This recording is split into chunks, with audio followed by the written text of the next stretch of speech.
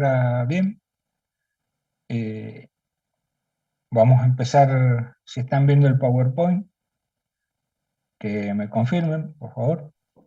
Sí, se ve Y perfecto. bueno, Listo. ok. Quería empezar hoy con algunas palabras de aliento para los que vayan a elegir o ya han elegido la ingeniería de petróleos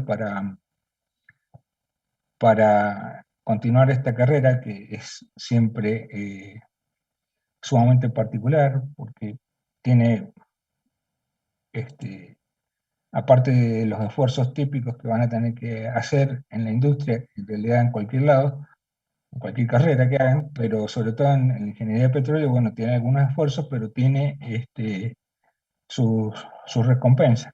Aparte de la económica, que generalmente tienen un sueldo un poco más elevado, tienen la oportunidad de salir hacia el mundo, digamos, a otros países, a conseguir rápidamente trabajo en otras posiciones que deben estar willing to travel and relocate, es decir, deben estar dispuestos a viajar y reubicarse. Si bien el que quiere quedarse en la Argentina puede hacerlo y puede tomar trabajo ya sea en la provincia, básicamente por lo que viene ahora en el futuro inmediato, cercano, sería en la parte sur de la provincia, básicamente, donde tenemos las posibilidades de conseguir trabajo, que es lo que se va a reactivar primero. De hecho, ya hay algunos convenios ahí con la provincia para hacer pozos exploratorios, dos pozos exploratorios de parte de YPF y mejorar la recuperación terciaria, este, EOR, EOR en Chachahuén, que es uno de los yacimientos que está cercano a la provincia de Neuquén. Ahí saben que tenemos una lengua, como le dicen, de vaca muerta, que no está en las mejores condiciones como en el core, el centro de Neuquén, la cocina de Neuquén, pero tiene posibilidades de ser explotada exitosamente y con buenos resultados en el sur de Mendoza. Y luego queda la parte sur, que sería en Comodoro Rivadavia, Chubut y Santa Cruz, y también tienen la posibilidad de ir a Tierra del Fuego, si les gusta un poco más el frío, y también tienen la posibilidad del offshore. En el offshore van a tener, básicamente, quienes están trabajando es Total Austral, que ahora es Total Energies, ya que ya han incorporado algunas ideas sobre energías sustentables. Y ese era el otro punto de lo que yo quería comentarles. El tema de las energías sustentables es y no es, pero no es el cuco ni tampoco es la panacea. Desgraciadamente, el hombre para obtener energía debe realizar algunas transformaciones en la naturaleza y pagar un determinado precio, que puede ser el medio ambiente o puede ser la contaminación, como puede ser el caso del abandono de las baterías que se utilicen en las energías renovables, que por ahora son mucho más caras que la energía obtenida a través de hidrocarburos fósiles. Esas energías renovables también tienen desechos que son sumamente contaminantes y va a haber que recurrir a la disposición final de esos insumos para energías no renovables. Y también va a haber que hacer un mantenimiento, porque tanto los paneles solares como la energía eólica, todo requiere un mantenimiento. Y a su vez baterías para almacenar, porque la transformación del hidrocarburo en energía se hace una vez y se continúa utilizando, digamos, pero en este otro tipo de energía, como la eólica y la solar, hay que almacenar esa energía en algún lado, porque la generamos, pero tengo que almacenarla. Entonces ahí ya tengo que recurrir al almacenamiento y ya todo lo que era muy bonito, de energía verde y todo lo demás, bueno, empieza a cambiar. También está el hidrógeno verde que se utiliza, o se va a utilizar en el momento que eso dé una balanza positiva. Pero con la cantidad de reservas que hay en el mundo, ya sea tanto de petróleo y sobre todo las de gas, que parecería que sería una transición este, interesante hacia esas energías eléctricas, porque de última son energías eléctricas, todas son energía eléctrica en definitiva, porque se hacen las, los módulos de ciclo combinado quemando hidrocarburos, ¿no es cierto? Para eso obtenemos generación de energía eléctrica, que es la que utilizamos.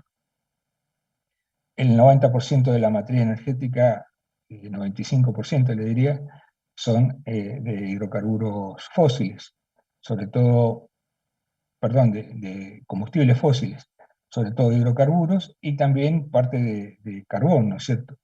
Yo escuchaba ayer, antes de ayer, en Chile, por justamente la sequía que hay en toda la cordillera y por el tema de que no tienen centrales para generar más energía, están volviendo, han reactivado una planta de carbón, y bueno, hay un montonazo de críticas a eso, pero si no reactivan esa planta de carbón, no van a tener energía, entonces hay que optar por algo.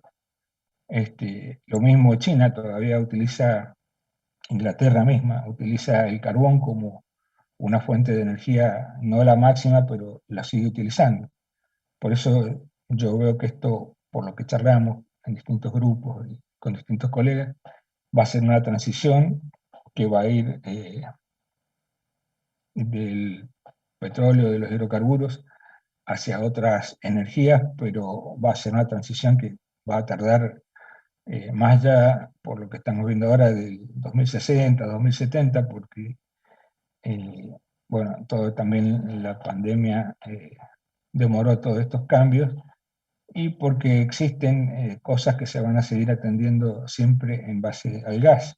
Entonces imagínense que también está la petroquímica colgada de la extracción de hidrocarburos, o sea que nos quedaríamos sin plástico, digamos, si nos quedáramos sin hidrocarburos, nada más y nada menos. Entonces, esto no es la gravedad ni es fácil de reemplazar como lo plantean algunos pseudo medioambientalistas, porque ya les digo, si nos ponemos a ver, no sé qué es lo que contamina más, si las nuevas energías o formas de generar energía o los hidrocarburos, ¿no es cierto?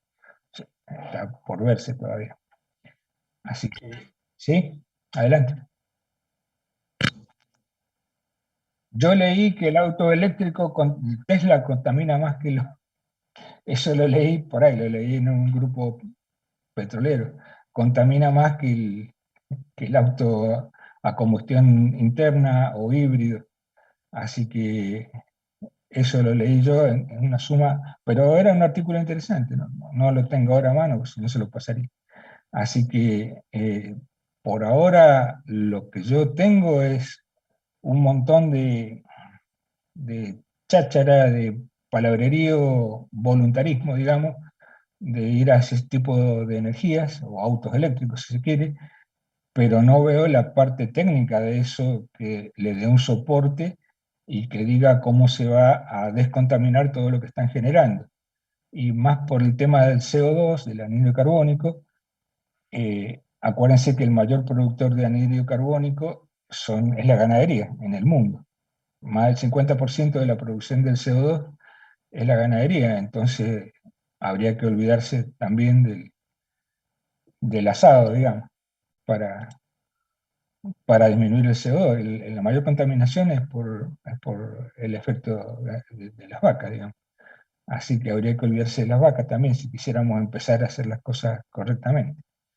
Y bueno, si se quema el hidrocarburo, da monóxido de carbono, que es más o más benigno que el anhídrido carbónico en el balance del efecto invernadero, ¿no es cierto? Así que hay que analizar, porque todas son tendencias y hay que darle un contenido técnico a todos estos estudios, ¿no es cierto? Cosa que se ve que no, los únicos que ponen la tecnología son los petroleros, los demás discuten, pero en el aire, digamos. Entonces, hay que ver cuánto contamina cada forma de conseguir energía y cuáles son los planes para descontaminar. De todas formas, hay planes ya dentro de las empresas petroleras para eliminar, sustraer anhídrido carbónico. Algunos sustraen el anhídrido carbónico del aire, otros disminuyen la emisión de anhídrido carbónico. Está la recuperación terciaria, que podríamos utilizar ese anhídrido carbónico. Así que hay muchas posibilidades y realmente no todo lo que reluce es oro, ¿no es cierto?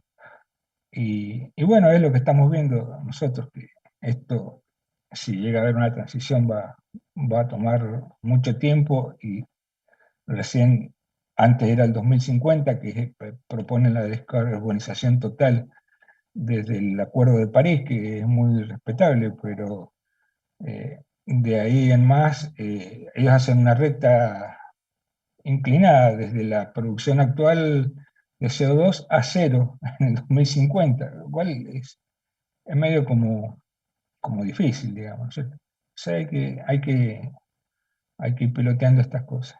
Lo que sí, desde mi punto de vista personal, que obviamente no coincido con el punto de vista oficial de la facultad o de quien está ahí generando los contenidos para la facultad, para el petróleo, creo que sí debieran abrirse dentro de esta carrera de ingeniería de petróleo otros tipos de energías alternativas, no alternativas, sino colaborativas, digamos, con lo que ya hay, como es la geotermia. Acuérdense que tienen no sé si era Agustino o Rodrigo Sosa Mazaro en Alemania, trabajando en la empresa esta que tengo acá, en Erdwerk, que es en Alemania, ingeniero de petróleo, y trabajando en la geotermia, ¿no? Que Alemania está todo, sobre todo la capital, todo con energía geotérmica, ¿no? Y nosotros tenemos ahí ventajas porque conocemos qué es lo que hay abajo del suelo, digamos. Así que, y hay muchos, está Montosa también, otro chico ingeniero de petróleo, recibido hace un tiempito, se hizo en Noruega el máster, eh, y bueno, está trabajando en la parte de perforación, creo que está en el Mar del Norte también. O sea que hay una serie de probabilidades, lo que sí tienen que aprender es el inglés sí o sí, no queda otra posibilidad. Pero algunos puntos de management, algunas cuestiones que yo creo que sí deberían incorporarse al programa, y como están los nuevos tipos de enseñanza que ya dicen que el programa, el perfil del ingeniero ya no debe hacerse en base a los programas de las materias, sino directamente a las competencias que tienen que reunir ustedes y las capacidades para realizar algo, que entre varias materias se logra que tengan competencia para hacer tal cosa, para fracturar, para esto, para el otro, y pasar de esos programas o de esos, no me acuerdo cómo es el nombre, lo que está todo ahí, donde está toda la materia junta, pasar a un sílabus, que sería eh, algo parecido pero con competencias, integrando totalmente el alumno, es decir, el aprendizaje basado en el estudiante y no en el profesor, como es el caso actual. Pero bueno, estas son otras cosas, las comentamos ahora porque... Profe, Sí, respecto a adelante. eso, ¿esa es la diferencia entre la de Cuyo y las demás universidades en ingeniería en petróleo? No, ¿O por qué hay muchos no, que optan no, un no, Cuyo, digamos? nos hicieron hacer un curso que está hace 3 4 años y siguen haciéndose. El rector de la Universidad de Misiones, que me hice amigo de tanto discutir con él, y nos hicieron hacer un curso en el que era el aprendizaje centrado en las competencias. Entonces se distinguía en 3 saberes: el saber conocer, o sea, conocer de qué estamos hablando en una carrera; el saber hacer, es decir, la parte práctica, transformar esos conocimientos en práctica; y el saber ser, que es el que se agregó, que es el que ya toma un poco las disciplinas blandas que se llaman, que es el saber compartir, formar equipos de trabajo, etcétera, etcétera, ¿no es cierto? Y entraría lo del liderazgo, digamos. Bueno, exacto, todas esas cuestiones estarían en el saber ser. O sea, primero tendrías que saber conocer para tener idea, porque tampoco puedes ser médico y no saber cómo, qué es un riñón, qué sé yo. Claro, Acá es lo mismo en petróleo, pero el saber conocer, pero después el saber hacer, o sea, ir adquiriendo esa experiencia para hacer las cosas.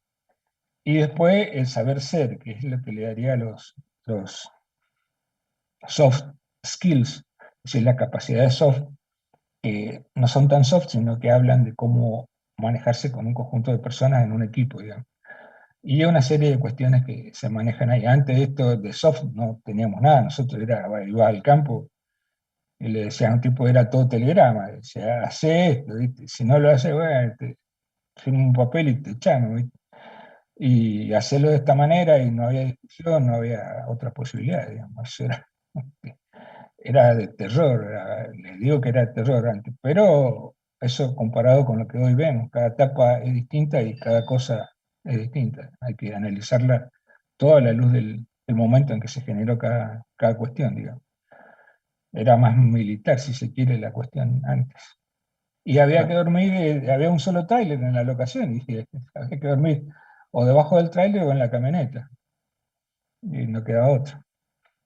Hoy todo eso ha mejorado bastante. Y tenemos lo que es vaca muerta, que sí hay que analizar los pros and cons, es decir, los pros y los contras de algunas cuestiones y normalizar eso y bueno, y ver cómo se puede obtener el máximo beneficio con el menor costo posible. Pero cualquier generación de energía siempre va a tener un costo.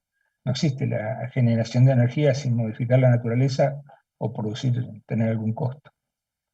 Bueno, dicho esto, creo que estamos compartiendo ahí. Yo me voy a salir de la cámara un poco y vamos a avanzar un poquito en esto que estamos viendo. Esta parte es todo lo que yo les voy a decir qué temas son más importantes para los que estén cursando ahora mecánica de los fluidos del petróleo. Y, y bueno, y vamos a ver una serie de ítems ahora que nos van a ayudar a después pasar reservorios uno 2 y 3 y ir entendiendo de qué se trata esto. Yo he hecho de todo en el petróleo. Fui boca de pozo, casi, bueno, se me solteó eh, unos cases, me acuerdo que saltó una barra, me pegó cerquita, pero me salvé. Otra vez me estuve por caer de la plataforma y me agarró un tipo desde la hebilla de atrás del vaquero y zafé. Bueno, y varias así.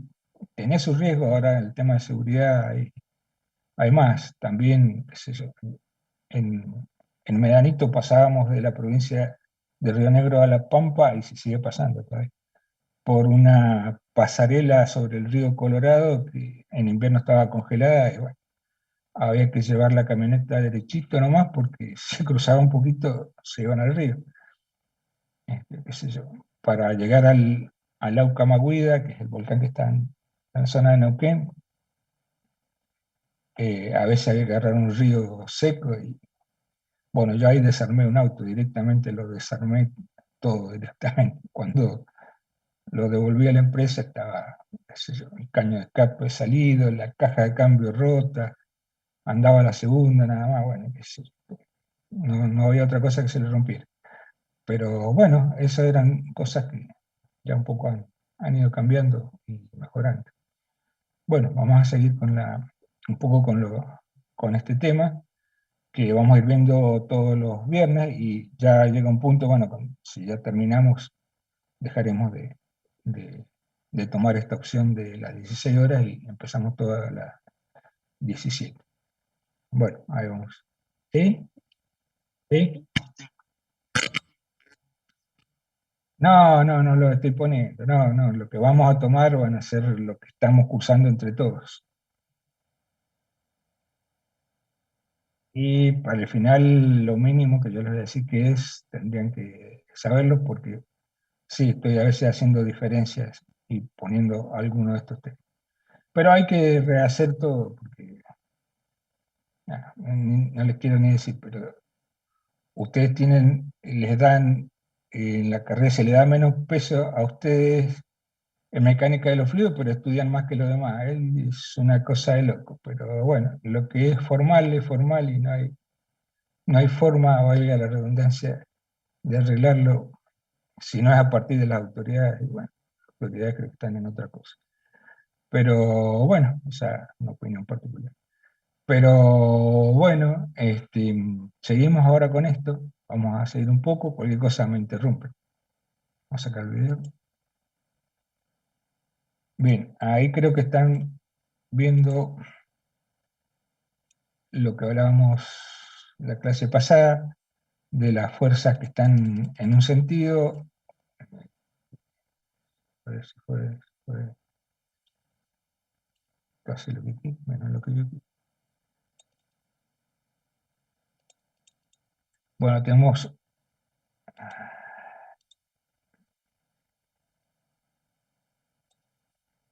Ahí tenemos las fuerzas del peso y las fuerzas de la adhesión, en el caso del agua que es mojante sobre el vidrio, en un capilar de vidrio. Entonces hay una fuerza, acá hay un triangulito rectángulo, una fuerza ascensional por las fuerzas de adhesión del agua hacia el vidrio, y una fuerza hacia abajo que es el peso de la columna. Haciendo toda la igualdad de fuerzas, esto si no lo tienen, avísenme, creo que está subido, pero por las dudas. Entonces tienen la tensión superficial hacia arriba, que es justamente la tensión superficial por el coseno de tita para encontrar la vertical, digamos, la fuerza realmente vertical. Y acuérdense que la tensión actúa sobre una circunferencia, que es pi por diámetro o 2 pi por r. Ahí lo tenemos en función de r. Y la fuerza debida a la gravedad sería el volumen por peso específico, que sería el peso, o la diferencia de pesos específicos en este caso, que serían las fuerzas hacia abajo. Igualando las fuerzas en el equilibrio, llego a esta ecuación y después, por otro lado, tengo que la presión en la fase petróleo, inmediatamente ahí antes del contacto con el agua, eh, va a estar dado por la presión atmosférica más gamma por H del petróleo y la H1, que es la que corresponde. El punto P sub W voy por el otro lado, como hacemos siempre en hidrostática, y determino el agua, como sería todo esto, peso hasta este punto acá, cerquita de la interfase, pero ya en el agua. Y, y vemos, bueno, que tienen más o menos las mismas variables. Y, tomo acá la definición de. Esperen que voy a ver acá, porque se salió esto.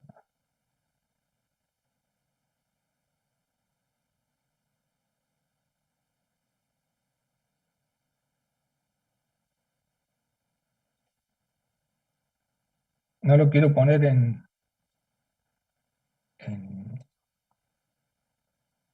como PowerPoint. Si lo ven bien así, mejor. Entonces, por definición de presión capilar, es la diferencia entre la presión entre la fase no mojante, que es el petróleo, que es el que dijimos que no moja las paredes, sería como el mercurio, digamos, en el caso, menos la presión en la fase mojante, que es la del agua. Esa diferencia de presiones se llama presión capilar, y la obtenemos haciendo la diferencia acá, ¿sí? Y después, mezclando bueno, antes de mezclar la ecuación, tenemos que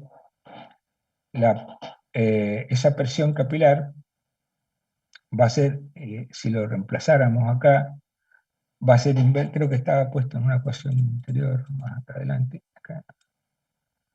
La presión capilar va a ser, que la sacamos de otra, acá la sacamos de una manera y después la sacamos de otra, inversamente proporcional al radio del capilar. ¿Qué quiere decir esto? Que entre más finito sea el capilar, lo que es lógico y lo hemos visto en la práctica en cualquier lado, más va a subir el agua, en este caso, en ese capilar de vidrio, por ejemplo.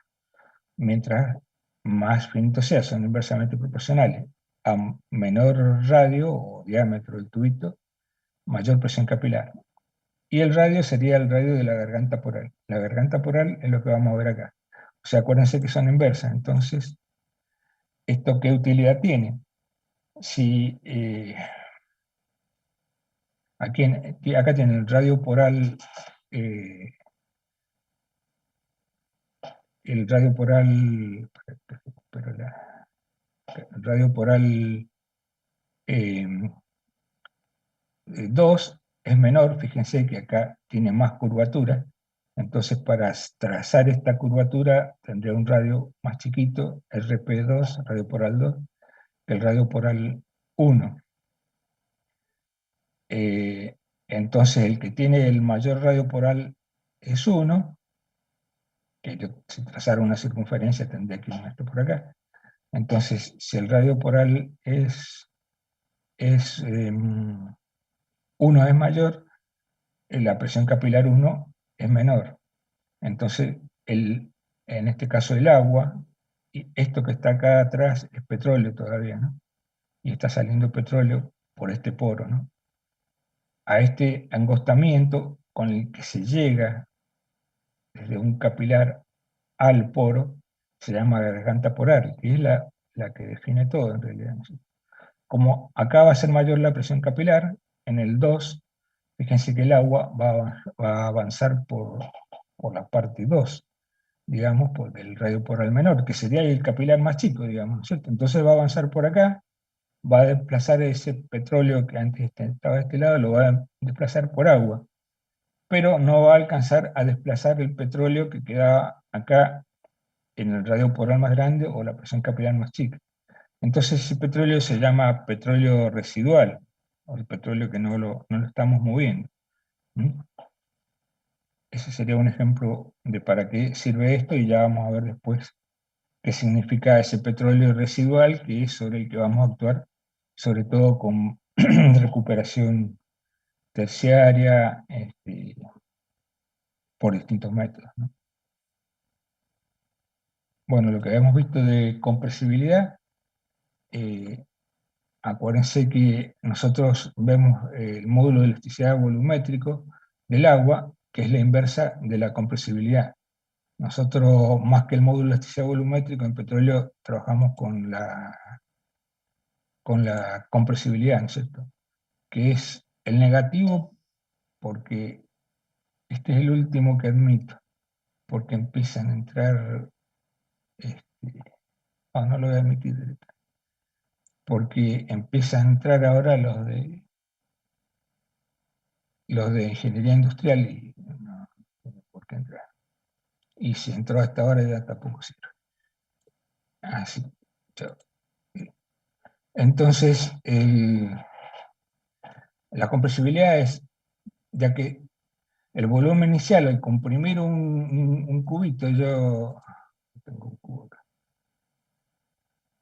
acá, no va bien.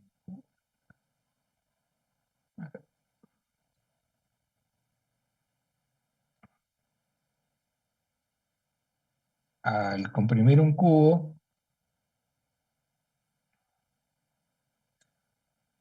están queriendo entrar, pero si son de petróleo llegaron tanto tarde, y si son de industrial van a molestar.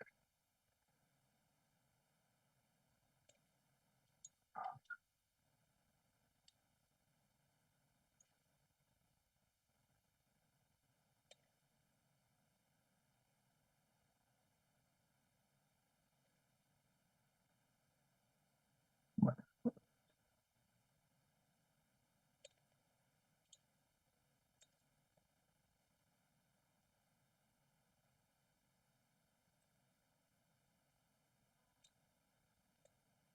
acuérdense que esto lo habíamos visto en materiales también, ¿no? Estoy comprimiendo este cubito, en realidad ahora lo estoy comprimiendo como si tuviera esto cerrado, ¿no es cierto? Entonces actúa la compresibilidad. y, y es un fluido, ¿no es cierto? O sea, un líquido o un gas. Al comprimirlo, paso de un volumen inicial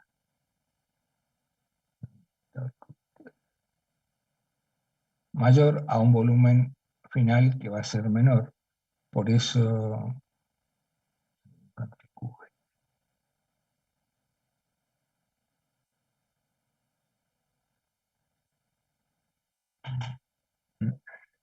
acá.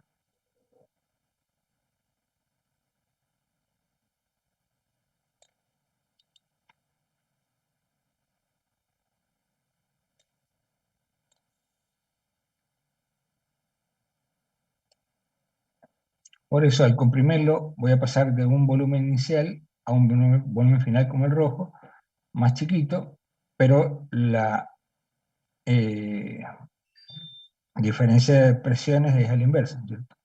Le voy aumentando la presión. Entonces, como estas son inversas, para que quede positivo le pongo el negativo acá nada más, ¿no? Ese es el único objetivo de poner el negativo, ¿no? Y la inversa de la compresibilidad es el módulo de elasticidad volumétrico, ¿no? Y acá hay una, una regla mnemotécnica para acordarse de la compresibilidad. Eh, en otra materia, paré las clases y le empecé a preguntar a cada uno, hacerle una pregunta, en vez de tomarle un test al final, o un examencito al final. Y bueno, encontré 2/3 chicos que no estaban presentes. Ustedes recuerden que su, su capital es no solo su conocimiento, sino cómo se comportan ustedes. Y ya en este momento ya están definiendo lo que van a hacer como futuros ingenieros. Ya ahora no lo entienden, por ahí algunos son más infantiles, con perdón, se han quedado un poquito, han madurado o van madurando más lentamente. Yo recuerdo que a mí cuando entré, bueno, pasé de acá de Mendoza a Neuquén, en Pérez Compan, ahí había una persona que era cafetero, porque antes había de todos los privilegios, ¿no? Este, y entre esos privilegios había un señor, un cafetero, un señor que servía café, nada más, esa era su función. Pero me dijeron, tené cuidado con el cafetero porque te está evaluando. Le digo, no, pero ¿cómo? Yo siempre fui respetuoso, al margen de todo. Pero digo, ¿cómo va a estar evaluando si, aparte me dice amigo, el tipo, sirve café? No, guarda, ese tipo sirve café hace 20 años y es amigo del gerente. Entonces, cuando él le diga que vos eh, lo trataste mal o tuviste algún gesto de arriba para abajo, digamos, con él, con el cafetero, el va y se lo dice el gerente, y el gerente, ese sí te va a calificar a vos. Entonces, siempre tengan cuidado con cómo se expresan y cómo mantienen el respeto cuando están trabajando en la industria, con todos y cada uno. Esto va a que por ahí ustedes no vienen a clase, no escuchan, o tienen que madurar rápidamente. Bueno, en los gases la compresibilidad, fíjese, es 200. Después le pongo por 10 a la menos 6, porque son todos, este sería el valor numérico. PSI a la menos 1, porque fíjense que yo tengo delta B, que es una unidad metros cúbicos, por ejemplo, sobre un volumen inicial que es metros cúbicos, o sea que el volumen se acaba. Y el delta P lo tengo en el denominador, entonces queda 1 sobre presión, 1 sobre kilo por centímetro cuadrado, o 1 sobre PSI, pound square inches, es decir, pulgadas cuadradas. O libras fuerza por pulgada cuadrada, que es lo que se usa básicamente en la industria. Entonces quedaría PSI a la menos 1. El petróleo, fíjense, 7 a 15, 20 puede ser, por el número, por 10 a la menos 6, PSI a la menos 1. El agua tiene 3, por 10 a la menos 6 PSI a la menos 1, y la roca muy parecida al agua, toda la roca en su conjunto, ¿no? Bulk, o sea, volumen total. 3, 4, 5 por 10 a la menos 6 PSI a la menos 1. Entonces ustedes van a tener que acá que la compresibilidad de los gases es mucho mayor de los restos de componentes que tenemos en el terreno. En el suelo tenemos 4 cosas. Tenemos los fluidos, gas, petróleo y agua, y la roca misma, que también se comprime, y ya vamos a ver que es importante su compresibilidad. La densidad, habíamos dicho que en los grados API, American Petroleum Institute, es 141.5 sobre la densidad, el otro día lo preguntaban esto, la densidad relativa, SGR, GR también es igual a SG, que es Specific Gravity, y hay otro, pero no me acuerdo. En general, nosotros lo usamos como Specific Gravity, o gravedad específica, que también se conoce como gravedad 60-60, porque se toma, acuérdense que era la gravedad relativa, también, o el peso específico, la densidad, era el peso de la sustancia sobre el peso del agua, ¿no es cierto? El peso específico del agua sobre el peso específico de la sustancia sobre el peso específico del agua, y lo mismo con la densidad. Y a 60 grados se tomaba, que son 15,5 grados centígrados Fahrenheit con respecto a los centígrados. Acá está, bueno, ese. Esto sí, si tenemos agua sobre agua, el peso específico relativo del agua sería, el peso específico del agua sobre el peso específico del agua sería 1. Entonces quedaría 141,5 menos 131,5, quedaría 10, que es el peso específico del agua. Todos los hidrocarburos que estén cercanos a 10 van a tener un peso específico, una gravedad específica grande. Suelen llamarse hidrocarburos más pesados, porque tienen, o petróleos pesados, digamos, porque tienen una alta viscosidad y una alta densidad, sobre todo. Entonces son los más difíciles de mover, son los petróleos pesados que se llaman. Y a medida que nos vamos aumentando de 10, nos vamos alejando del agua, y vamos a llegar a 20, 30 grados API, o 31,1 en este caso, 31 grados API, que es un petróleo medio, cuya densidad relativa al agua es 0,87. Acuérdense que el petróleo es más viscoso que el agua, pero menos denso. Por eso cuando ustedes ponen un tachito,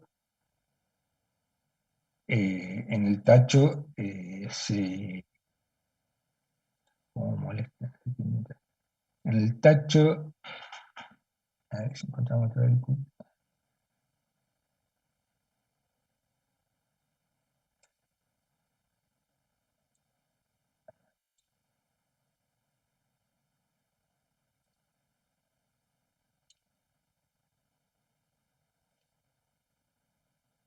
se va a separar,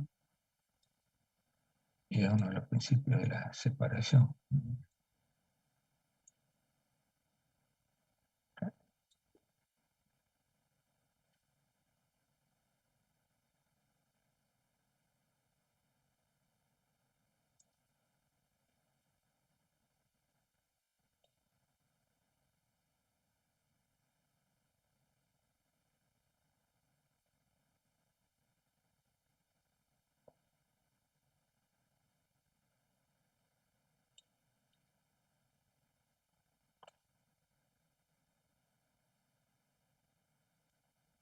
No es tan fácil dibujar con esto.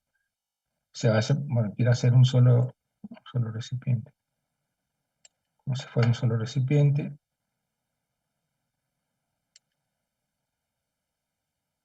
¿Se entiende? Bueno, listo. Está, listo.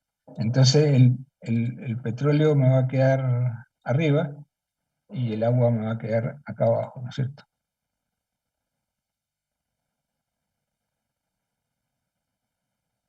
Vamos a poner un agua más oscura.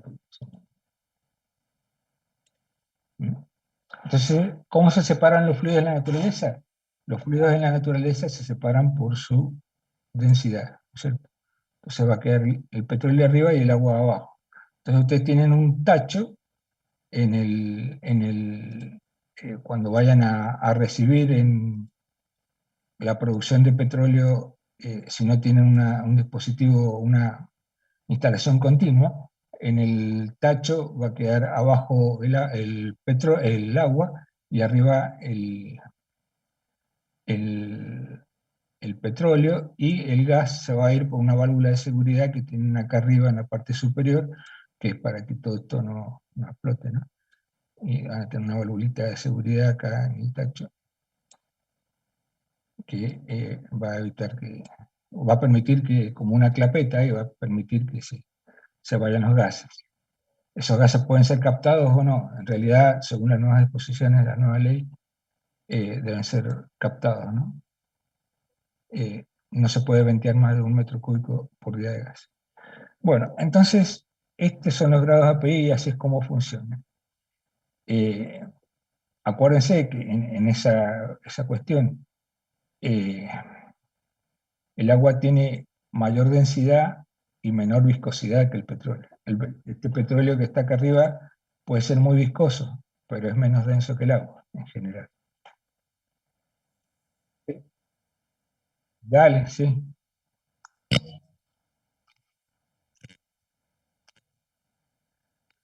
Ahí está el asunto. Lo que pasa es que antes se venteaba, ahora ya no se puede ventear más, porque generalmente para hacer una instalación de captar, si es poco gas, eso está dado por el GOR, la relación gas-petróleo, es decir, los metros cúbicos de gas por cada metro cúbico de petróleo que tengo. O sea, de ese metro cúbico de petróleo van a salir tantos metros cúbicos de gas. Si salen muy pocos metros cúbicos de gas de ese petróleo, porque es muy pesado generalmente, captar ese gas cuesta más la instalación que lo que ganarías vendiendo ese gas, ¿me entendés? Pero desde el punto de vista ecológico y desde el punto de vista que dicen todo, bueno, si ese gas lo puedo usar para enviarlo a una escuela, lo voy a usar. Pero esto aumenta los costes, evidentemente, captarlo. Generalmente no tiene, o sea, si es poca cantidad, el gas no tiene valor económico en pequeñas cantidades, ¿no es cierto? Por eso, si el petróleo es muy pesado, tiene poco gas, pocos componentes livianos y poco gas. Entonces es un incordio tener que hacer acá toda una instalación para captarlo, porque acordate que todo esto después va a un separador gas-petróleo para terminar de separar, etcétera, etcétera, ¿no? En cambio acá, si vos no le pones nada, el separador es el mismo tacho donde va cayendo, sobre todo para petróleos muy pesados, que tienen muchos componentes de alto peso molecular, la cantidad de gas que se va a liberar va a ser pequeña. Pero sí, la ley obliga a captar todo, hasta el último. Eh, bueno, acá está otra vez lo de densidad. Esto está medio como repetido, pero acá tienen el World Petroleum Congress, que es una de las asociaciones en que nos tomamos como referencia en petróleo, y el tipo de crudo. Ven acá, estos nombres ahí después van a encontrar que dice, bueno, estos son nombres ¿cómo es? De fantasía, porque en realidad podría haber otra clasificación con otros nombres más estrictos, pero son los que se usan en la industria. Entonces, un petróleo liviano tiene grados API de 30 para arriba, 40 grados API. ¿Qué quiere decir? Que tiene muchos componentes livianos y pocos componentes pesados. O sea que me estoy alejando de la densidad del agua, digamos. Y la densidad relativa, ven, 0,87 o menos. Esta va al revés, ¿no es cierto? Que el grado API aumentan, es más liviano. Y la densidad disminuye, es más liviano. Pero bueno, se estandarizó con los grados API. A 15,5 grados centígrados es la densidad relativa. Un petróleo medio entre 22, yo diría entre 25 y 30 grados API, y la densidad relativa sería, o specific gravity, .87 a .92. Después viene el petróleo pesado, que sería, ven, grados API entre 10, que era el agua, y 20. Entonces ese petróleo ya tiene más componentes de una cadena hidrocarbonada más grande, o sea, son más pesados. Y fíjense, .9 a 1, que eso ya es mentira, pero hay algunos petróleos que tienen 1 y un poco más de 1 incluso. Y el petróleo extrapesado que puede llegar a ser mayor que 1, pero esto es muy extrapesado. El problema que tienen, por ejemplo, en Venezuela, que era una plaza que todos queríamos ir, yo me acuerdo en mi época, todos queríamos ir a Venezuela, pero claro, había otro gobierno y había otras facilidades para los petroleros, y aparte se ganaba un montón de plata yendo a Venezuela, pero la cosa cambió después, así, ya no está en la misma gana de ir.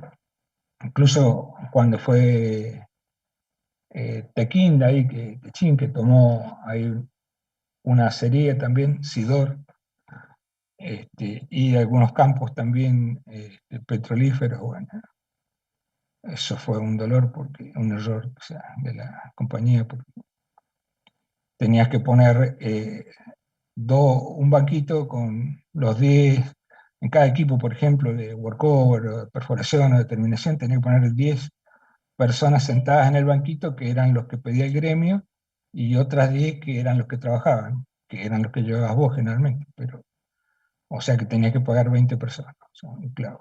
Y en Sidor también recuerdo que en la parte de fabricación de acero, digamos, este, también, bueno, un muchacho, yo tuve unos cuantos años ahí en Tequín, y, y bueno, me decían que le preguntaban a cada persona por qué estaba usted en ese puesto detrás de este escritorio, por qué está usted acá. Y porque hace 20 años que estoy. Pero ¿y qué es lo que hace? ¿Cuál es su función? Nada, yo estoy acá porque me merezco estar acá y tengo que estar acá. O sea, de terror, ¿no? Después cuando pasó ahí Tequín con los paradigmas que tiene y las exigencias que tiene Techín, ahí no quedó ninguno. Pero bueno, así le fue también, claro. Bueno, entonces ahí tienen, guarda que puede ocurrir que en algún petróleo pesado, enseguida nos salimos, en algún petróleo pesado puede ser que el agua esté emulsionada con el petróleo y este .92 de gravedad específica se deba a que hay agua emulsionada en el petróleo y difícil de separar. Por eso tienen que llevar una centrífuga cuando determinen el porcentaje de agua para sacar todo el agua. Tienen ahí un producto, no me acuerdo cuál es, cuando ustedes toman una pera, que es donde se coloca para separar el agua del petróleo y de los barros, porque eso tiene barro y tierra también y residuos. Cuando ustedes vean que le da 0,9, ahí nomás usen una centrífuga para ver si no hay agua emulsionada que le está indicando una gravedad API muy baja o una alta densidad relativa, pero no es porque el petróleo sea pesado, sino que es porque está emulsionado con agua y esa emulsión no la pudieron romper. Esto ocurrió en la facultad. Bueno, yo ya estaba fundando Petrolera del Trébol ahí con otros amigos en la parte no económica, sino en la parte operativa, digamos, en en los inicios, en la formación de Petrolera del Trébol, o PETSA, eh, que ahora es otro nombre, ¿no? Y, y bueno, nos pasó esto en la facultad, hicieron un análisis y se quedó la facultad, no pudo o no se dio cuenta que había que separar agua, bueno, tuvimos unos problemas con la facultad. Cuando yo estaba del otro lado del mostrador, digamos. Bueno, este,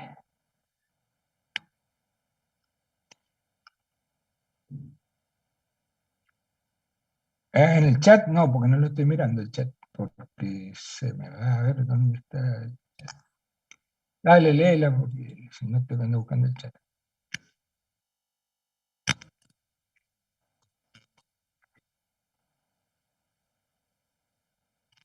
¿Eh? No, lo que yo he visto todavía no. Recién te están pidiendo, por ejemplo, al Carlito Escudero en perforación, le pidieron porque quería, Carlos ya está para jubilarse también, pero él quiere seguir estudiando. Entonces, en esta universidad, la Marriott, el Heriot, Matt Heriot o algo así, no me acuerdo ahora, después le averiguo el nombre, ahí van a estudiar muchos chicos de la facultad, en Noruega creo que, o puede ser también virtual, ¿no? Y ahí le pidieron nada más que enviara el título. Acuérdense del título de no perderlo, porque acá la mayoría de los muchachos con la mudanza pierden el título, pierden todo, ¿viste? Pues, hace 20 mudanzas, ¿viste? El título queda en un tubito por ahí y después te lo piden a los 20 años cuando vos querés hacer algo y tenés que venir a la facultad y la facultad te hace un embrollo para darte el... Yo se lo he hecho a varios amigos míos ahí que están en las Torres Petronas, otros que están viviendo, qué sé yo, en Arabia Saudita, y para conseguir el título original nada más, pero nadie te pide más. Si vos querés hacer, lo haces. Y no sé cuál era la otra pregunta. Pero con respecto al título, no. Y si te vas a Canadá, primero tenés que hacerte amigo del frío, porque te va a sonar el frío. Y, y vas a andar todo por abajo de la tierra. Y sí, ahí son estrictos. Y bueno, Canadá tiene muchas normas con respecto al medio ambiente, pero si vos las cumplís, no hay ningún problema. En cuanto a la viscosidad del petróleo, bueno, ya lo vemos después, que lo que se usa en realidad en la industria son todas correlaciones. Ahora nos vamos a unir, yo voy a admitir a todos y nos vamos a unir a la charla general entonces. ¿Mm? Profe, antes de eso tengo una consulta. Dale Eh, rápido, van a sacar para tiempo. trabajar bio offshore, están pidiendo libreta de mar. ¿Qué es eso? ¿Qué Sí, vendría sí, siendo yo lo eso y vi que cómo se ustedes hace? lo pusieron los chicos en la parte de petróleo, Sí. pero yo calculo que debe ser un requerimiento este, que te piden con algunas cuestiones de mar. Ahí los chicos, ahí en el Petroleros de Un Cuyo, creo que cuyo. se llama, Sí.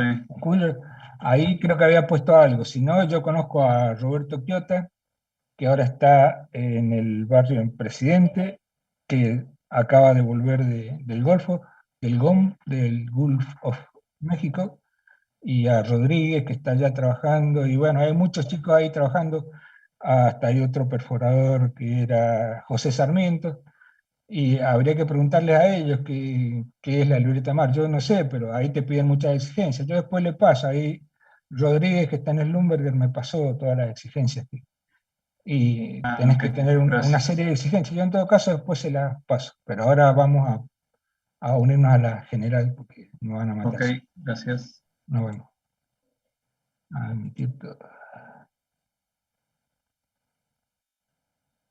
Ahora sí.